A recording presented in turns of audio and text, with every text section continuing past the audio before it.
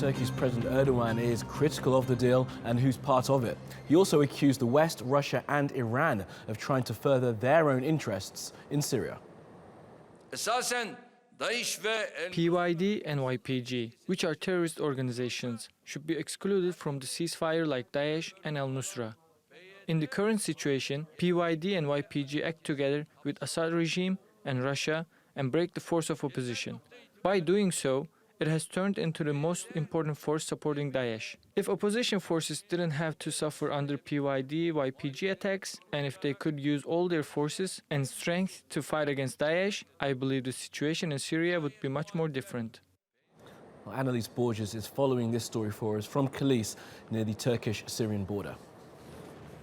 The Turkish President Recep Tayyip Erdogan says Turkey supports the idea of a ceasefire in Syria in principle, but that this cessation of hostilities, which was agreed upon by Russia and the United States, should exclude the YPG.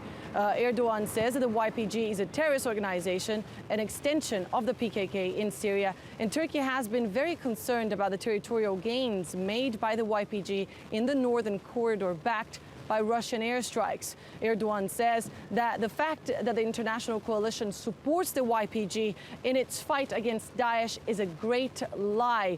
Erdogan insists that this cessation of hostilities, this project, will only benefit Assad and the Syrian regime, since they are getting so much say in where this cessation of hostilities is implemented and towards which groups is implemented. Erdogan insists that this should be revisited. Now, meanwhile, the Syrian regime released a statement in response to remarks made by John Kerry on Tuesday. John Kerry says that the only way forward for Syria is a political transition in Syria that should not include Assad, and he says the only way to keep Syria together is to de-escalate this conflict. Well, the Syrian regime says it is ready to agree to the cessation of hostilities terms, and it says it will stop fighting just as long as it can continue operations against Daesh and al-Nusra.